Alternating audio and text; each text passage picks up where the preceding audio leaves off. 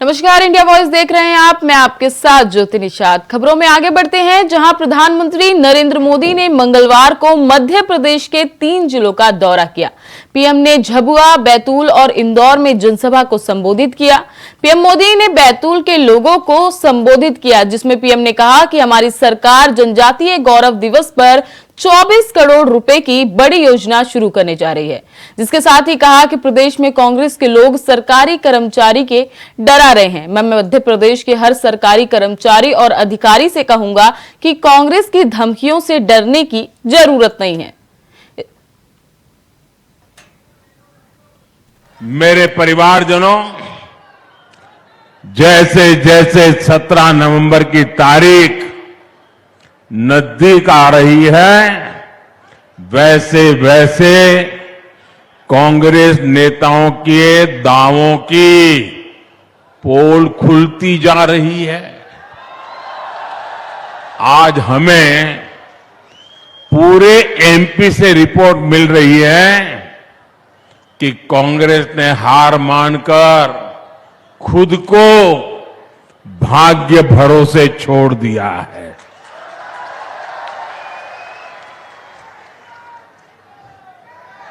अब साधु महात्माओं के पास दोहरे धागे के लिए जा रहे हैं, कुछ नसीब खुल जाए। और कांग्रेस के जो पुराने लोग हैं वो तो कहीं नजर ही नहीं आ रहे। आधे अधूरे मन से वो बेचारे जाते, अब क्या करें। कांग्रेस के कई लोग तो ठान करके घर बैठ गए हैं, उनका बाहर निकलने का भी मन नहीं कर रहा है। हर कांग्रेस को लगता है किस मुंह से इन लोगों की बात करें। आप हमारा कोई भी घोषणा पत्र देख लीजिए, क्या कभी भी हमने घोषणा पत्र में लिखा था कि हम आदिवासी बेटी को देश की राष्ट्रपति बनाएंगे? लिखा था कहीं? कहीं नहीं लिखा। लेकिन हमारे दिल में आपकी जगह है, और इसलिए जब मौका आया तो भाजपा आदिवासी गौरव को मान देती है, आपकी भावनाओं को समझती है। और इसलिए एक आदिवासी बेटी, गांव में पैदा हुई बेटी, गरीब परिवार में पैदा हुई बेटी द्रौपदी मुर्मू जी आज देश की राष्ट्रपति है और देश का नेतृत्व कर रही है। मेरे परिवारजनों, मध्य प्रदेश में कांग्रेस की हार निश्चित देख उसके नेताओं पर एक और साइड इफेक्ट हुआ है। हार तय देख कांग्रेस के नेता बौखला गए हैं। कांग्रेस के नेताओं ने सरकारी कर्मचारियों को, अधिकारियों को धमकाना शुरू कर दिया है। मैं एमपी के सरकारी कर्मचारी अधिकारी से कहूंगा कि कांग्रेस की धमकियों से डरने की जरूरत नहीं है।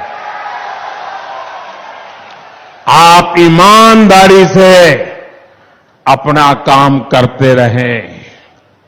एमपी में आज भी भाजपा है। 3 दिसंबर के नतीजों के बाद भी भाजपा सरकार ही है। कांग्रेस के धमकीबाज नेताओं की तो खुद उनका तो हाल ये है, धमकियां तो देते फिरते हैं, लेकिन उनकी खुद की कोई गारंटी नहीं है। इनके तो भ्रष्टाचार के पाप ही इतने हैं कि उनको चिंता रहती है। 2 कांग्रेस वाले चर्चा कर रहे थे, वो कहते हैं यार इस चुनाव में लक काम करेगा कि नहीं करेगा। लक की चर्चा करते, तो दूसरे कांग्रेस ने कहा अरे लक को मारी गोली, ये मोदी कहीं लॉकर खोल देगा ना तो लेने के देने पड़ जाएंगे। आज ये सब जो चोराट कंपनियां हैं ना, उनको डर है कि मोदी कहीं लॉकर न खोल दे और हमारे लक को ही ताला न लगा दे। उत्तर प्रदेश के मुख्यमंत्री योगी आदित्यनाथ मंगलवार को मध्य प्रदेश के दौरे पर थे, जहां उन्होंने रीवा जिले के सेमरिया विधानसभा क्षेत्र के लोगों को संबोधित किया। सीएम ने कहा कि कांग्रेस आपकी आस्था का सम्मान नहीं कर सकती, आपको सुरक्षा नहीं दे सकती, आपका विकास नहीं कर सकती। जिसके साथ ही कहा कि राम राज्य की परिकल्पना साकार करने का कार्य कोई करेगा तो वो बीजेपी की डबल इंजन की सरकार ही करेगी। वहीं राम मंदिर पर सीएम योगी ने कहा, अब तिथि भी बता रहा हूं, 22 जनवरी को प्रधानमंत्री नरेंद्र मोदी के कर कलमों की ओर से रामलला अपने भव्य राम मंदिर में विराजमान होंगे। सीएम ने अपने संबोधन में क्या कुछ कहा, आइए आपको सुनाते हैं। राम राज्य की परिकल्पना को साकार करने का कार्य कोई करेगा तो भाइयों बहनों, भाजपा की डबल इंजन की सरकार करेगी और डबल इंजन के लिए भारतीय जनता पार्टी का एक एक प्रत्याशी का जीतना आवश्यक है। भाइयों बहनों, यह हाथ का पंजा दिखा दिखा करके कांग्रेस ने देश को बेवकूफ बनाने का काम किया है। और बहन जी का हाथी का पेड़ तो इतना बड़ा है कि वह पूरा ही हजम कर जाएगा मध्य प्रदेश को ही, कुछ बचेगा ही नहीं। इसलिए दोनों को कोई महत्व देने की आवश्यकता नहीं, बहुत धोखा दिया इन्होंने। भाइयों बहनों, आपने अभी दीपावली के पावन पर्व को परसों हर्षोल्लास और उमंग के साथ संपन्न किया है। दीपावली हर ओर उल्लास था, उमंग था। और अयोध्या के दीपोत्सव को देखा कि नहीं देखा? देखा ना?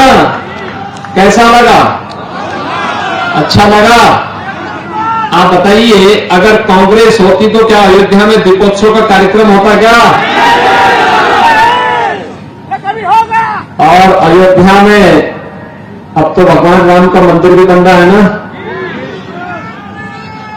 क्या कांग्रेस होती तो क्या राम मंदिर बन पाता क्या?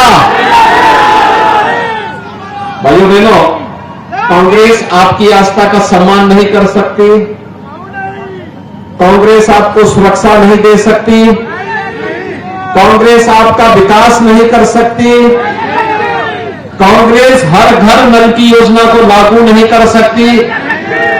तो भाइयों बहनों, फिर इस बोझे को अपने सिर में ढोने से मतलब क्या है? फायदा क्या है? कोई फायदा है क्या? और इसीलिए आप सबका मैं आह्वान करने के लिए आया हूं। देखिए, उत्तर प्रदेश की जनता तो बहुत आगे निकल चुकी है विकास की दिशा। और याद रखना, उत्तर प्रदेश में 403 विधानसभा क्षेत्र हैं और वहां हाथी का केवल एक विधायक है। 403 में से एक। तो मध्य प्रदेश में तो खाता ही नहीं खुलना चाहिए, आप जानते हैं ना। और कांग्रेस के 403 में से केवल 2 हैं।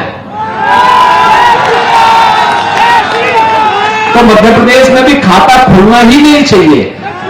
आज आप सबसे विशेष अपील करने के लिए मैं यहां पे आया हूं।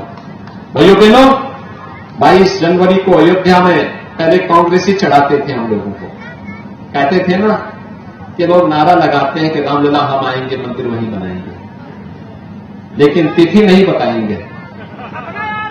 भाइयों बहनों, हम लोगों ने तो जो कहा था कि रामलला हम आएंगे, ढांचा भी हटाएंगे और मंदिर भी बनाएंगे। सभी काम पूरे किए ना? काम पूरे हुए ना? आप मुझे बताइए, उत्तर प्रदेश में डबल इंजन की सरकार नहीं होती तो क्या राम मंदिर का निर्माण हो पाया होता क्या? और भाइयों बहनों, तिथि भी बता रहा हूं, 22 जनवरी को प्रधानमंत्री जी के कर कमलों से रामलला भव्य राम मंदिर में विराजमान होंगे। सभी लोग सहमत है ना? आप सबका सम्मान बढ़ रहा है ना? पूरे भारत का सम्मान बढ़ रहा है ना? आप सब खुश हैं ना इस बात से? भाइयों बहनों, भगवान प्रभु राम का आशीर्वाद सबको प्राप्त होगा। 2024 के चुनाव में साथ होने का दम भरने वाले इंडिया गठबंधन में खाई और गहराती जा रही है। अब हाल ही में जातीय जनगणना मुद्दे पर एक बार फिर से अखिलेश ने कांग्रेस की पूर्ववर्ती सरकार पर हमला बोलते हुए जवाब दिया है कि अब एक्सरे नहीं एमआरआई कराने का समय है। देखिए हमारी ये रिपोर्ट। आज एमआरआई सीटी स्कैन की जरूरत है। मुझे उम्मीद है कि जब कभी भी समाजवादियों को मौका मिलेगा सबसे पहले जाति गणना कराई जाएगी। कांग्रेस वो पार्टी है जिसने आजादी के बाद जाति गणना नहीं कराई। लोकसभा में नेताजी शरद यादव जी, लालू प्रसाद यादव जी, तमाम दक्षिण भारत के दल जब मांग कर रहे थे जाति गणना की, तो कांग्रेस पार्टी ने जाति गणना नहीं कराई। आज क्यों जाति गणना कराना चाहते हैं? क्योंकि वो जानते हैं कि उनका ट्रेडिशनल वोट उनके पास नहीं है। वो पिछड़े दलित और आदिवासियों की तरफ देख रहे हैं। पिछड़े दलित आदिवासी भी जानते हैं कि आजादी के बाद धोखा उन्होंने दिया, इसलिए इस बार उनकी कहीं बात बनने वाली है। तब एक्सरे नहीं करवाया, अब एमआरआई का वक्त है। जी, राहुल पर वार से अखिलेश यादव ने और इंडिया गठबंधन की खाई को बढ़ाने का काम कर दिया है। मध्य प्रदेश के सतना में चुनाव प्रचार में गए अखिलेश यादव से जब राहुल गांधी के एक्सरे वाली बात पर सवाल पूछा गया तो उन्होंने पूर्व की यूपीए सरकारों को ही निशाने पर ले लिया। वो जातिगत जनगणना को लेकर कांग्रेस के बदले रुख पर भी हैरान दिखे और कह दिया कि इसकी वजह कुछ और नहीं, वोट बैंक छिटकना है। एक बार फिर से सुनिए क्या कहना है अखिलेश यादव का कांग्रेस के बारे में। आज एमआरआई सीटी स्कैन की जरूरत है। मुझे उम्मीद है कि जब कभी भी समाजवादियों को मौका मिलेगा सबसे पहले जाति गणना कराई जाएगी। कांग्रेस वो पार्टी है जिसने आजादी के बाद जाति गणना नहीं कराई। लोकसभा में नेताजी शरद यादव जी, लालू प्रसाद यादव जी, तमाम दक्षिण भारत के दल जब मांग कर रहे थे जाति गणना की, तो कांग्रेस पार्टी ने जाति गणना नहीं कराई। आज क्यों जाति गणना कराना चाहते हैं? क्योंकि वो जानते हैं कि उनका ट्रेडिशनल वोट उनके पास नहीं है। वो पिछड़े दलित और आदिवासियों की तरफ देख रहे हैं। पिछड़े दलित आदिवासी भी जानते हैं कि आजादी के बाद धोखा उन्होंने दिया, इसलिए इस बार उनकी कहीं बात बनने वाली है। वैसे तो बीजेपी से मुकाबले के लिए बने इंडिया महागठबंधन से सीट बंटवारे पर अब तक कोई पहल नहीं दिखी है, लेकिन नेताओं के बयानों से दूरी जरूर बढ़ती जा रही है। अब ताजा मामला जातिगत जनगणना का ही है। बिहार में जातिगत जनगणना हो गई और उसकी रिपोर्ट भी आ गई। इसका श्रेय नीतीश कुमार और लालू प्रसाद यादव की पार्टी आरजेडी ने मोटे तौर पर लिया है। इससे कांग्रेस में भी बेचैनी देखी जा रही है और उसने अपनी सत्ता वाले कर्नाटक, हिमाचल, छत्तीसगढ़ जैसे राज्यों में भी इसकी पहल की बात कह दी है। इसके साथ साथ वो देशव्यापी जातिगत जनगणना की मांग कर रही है, खास तौर पर राहुल गांधी। ऐसे में कांग्रेस आगे बढ़कर क्रेडिट ना ले जाए, इसको लेकर समाजवादी पार्टी भी अब टेंशन में दिख रही है। समाजवादी पार्टी के चीफ क्या कहते हैं मध्य प्रदेश में, कांग्रेस पार्टी को इससे कोई भी मतलब नहीं है, लेकिन मैं कांग्रेस पार्टी के प्रवक्ता होने के नाते एक बात खुले मन से और साफ दिल से कह सकता हूं कि हम देश की उन्नति के लिए कार्य करना चाहते हैं और जातिगत गणना हमारी मूल भावना का तत्व है और इसमें कोई भी हमारी दो अर्थी बात नहीं होगी। हमारी पार्टी जो कहती है उसे करती है। मैं एक बार फिर पुनः कहना चाहता हूं कि समाजवादी पार्टी के चीफ क्या सोचते हैं, क्या कहते हैं और क्या बोलते हैं, ये एक बात अलग है, ये उनकी अपनी सोच है। देखिए, विपक्षी दल जातिगत जनगणना में अपने राजनीतिक अस्तित्व को ढूंढने का काम कर रहे हैं, जबकि सच्चाई ये है कि देश की जनता और प्रदेश की जनता भली भांति जानती है कि ये क्या करना चाहते हैं, इनका मंतव्य क्या है। ये चाहते हैं फूट डालो, राज करो, डिवाइड एंड रूल की पॉलिसी कितना तोड़ा जाए, कितने विभागों में विभक्त किया जाए हिंदू समाज को, वो इनका असली उद्देश्य है। सियासत के इस खेल में कोई किसी से कम नहीं है। बात जातियों पर छिड़ी जंग की है। ऐसे में अखिलेश यादव पुरानी बातों को याद दिलाकर कांग्रेस पर इल्जाम लगा रहे हैं कि उनके रवैये से जातिगत जनगणना नहीं हो पाई। साफ है वो कांग्रेस से समझौते में दबाव नहीं चाहते। इसके साथ साथ ओबीसी वोट बैंक पर कांग्रेस की दावेदारी से भी अखिलेश को ऐतराज है। ऐसे में पहले ही जातिगत जनगणना की मांग करते हुए उसका क्रेडिट लेने की कोशिश भी अब शुरू हो चुकी है। यानी अखिलेश का संदेश साफ है कि फिलहाल यूपी में गठबंधन से इनकार है। इंडिया के अंदर आगे देखा जाएगा, इंडिया के अंदर आगे देखा जाएगा। Bureau report, India voice, Lucknow. प्रधानमंत्री के झारखंड दौरे से पहले ही झारखंड में सियासत बयानबाजी चरम पर है, जहां सत्ताधारी दल लगातार पीएम के दौरे पर हमलावर हैं और आदिवासी गौरव दिवस से पहले आदिवासियों के लिए कराए कामों का हिसाब मांग रहे हैं। तो देखिए हमारी ये खास रिपोर्ट। मैं देश के प्रधानमंत्री से मांग करूंगा, इस मंच से मैं मांग करूंगा कि प्रधानमंत्री महोदय, ये राज आदिवासियों का है और यहाँ के लोग अपनी पहचान मांग रहा है। सरना धर्म कोड ये मांग रहे हैं हम लोग। अभी प्रधानमंत्री नरेंद्र मोदी तो झारखंड पहुंचे भी नहीं थे कि झारखंड में सियासत हिलोरे मारने लगी। दरअसल प्रधानमंत्री आदिवासी गौरव दिवस को लेकर झारखंड के दौरे पर है, लेकिन पीएम मोदी के दौरे को लेकर आदिवासियों पर सियासत तेज हो गई है। सत्तारूढ़ दल पीएम के इस दौरे पर सवाल खड़े कर रहा है। कांग्रेस विधायक इरफान ने केंद्र सरकार पर हमला बोलते हुए कहा है कि आखिर सरकार ने आदिवासियों के लिए किया ही क्या है। साथ ही उन्होंने आदिवासियों के हित के लिए आखिर प्रधानमंत्री की तरफ से सरना कोड की घोषणा करने की भी मांग की जा रही है। इसके साथ साथ उन्होंने कई मुद्दों का जिक्र भी किया। आज देश के प्रधानमंत्री आ रहे हैं, मैं देश के प्रधानमंत्री से मांग करूंगा, इस मंच से मैं मांग करूंगा कि प्रधानमंत्री महोदय, ये राज आदिवासियों का है और यहाँ के लोग अपनी पहचान मांग रहा है। सरना धर्म कोड ये मांग रहे हैं हम लोग।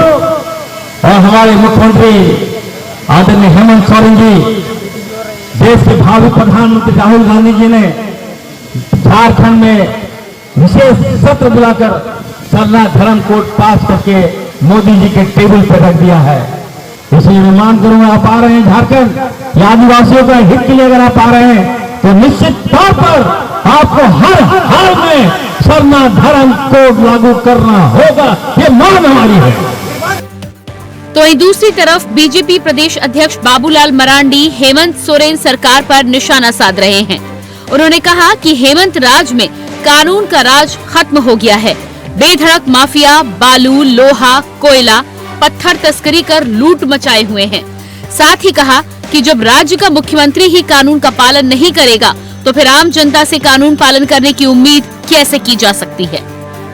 हेमंत सोरेन को भी जो नोटिस दिया गया, एक नहीं 2, 3, 4, 5 नोटिस उनको दिया गया, वो भी हाजिर नहीं हो रहे।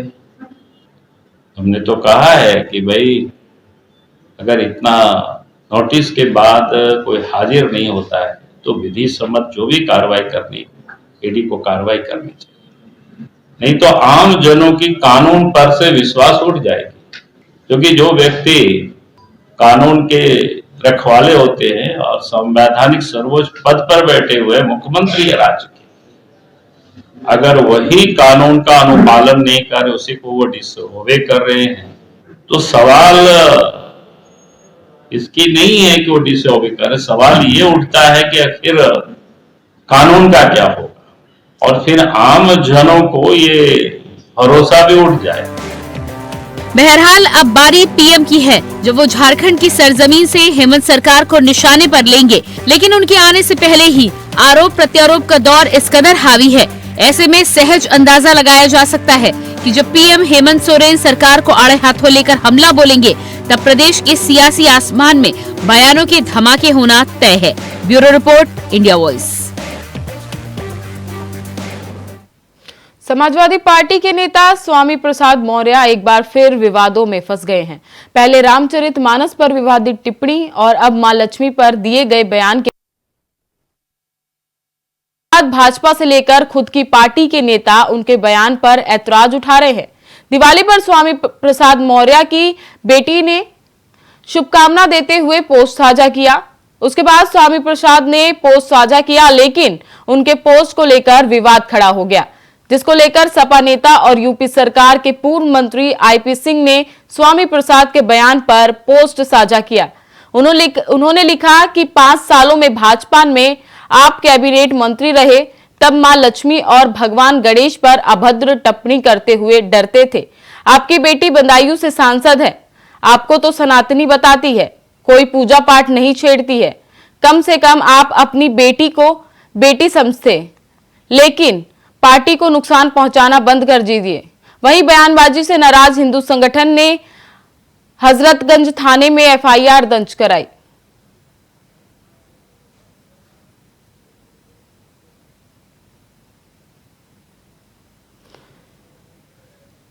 स्वामी प्रसाद मौर्य के विवादित जुबान में हिंदू नाम का कोई धर्म नहीं है, हिंदू नाम का कोई धर्म नहीं है, केवल धोखा है। रामचरित मानस बकवास, बैल लगाना चाहिए। रामराज में काटा गया था शंबुक का सर। लगातार जिस प्रकार से साधु संतों का, हमारे देवी देवताओं का, ग्रंथों का अपमान किया जा रहा है स्वामी प्रसाद मौर्य समाजवादी पार्टी नेता के द्वारा, आखिर सनातनियों का वोट नहीं चाहिए अखिलेश यादव, राहुल गांधी, बहन मायावती जी, अरविंद केजरीवाल को? तो इसको लेकर के हमारा कहना है कि जल्द से जल्द आदरणीय योगी जी, मैंने यहाँ प्रार्थना पत्र दिया है, आज हजरतगंज कोतवाली में हम सब ने उस पर एफआईआर दर्ज करें और उसके बाद इनको जेल पहुंचाएं, इन पर रास्ता लगाएं। अगर इस प्रकार की कार्रवाई। फिलहाल इस बुलेटिन में बस इतना ही। तमाम खबरों के लिए देखते रहें इंडिया वॉइस। तब तक के लिए नमस्कार।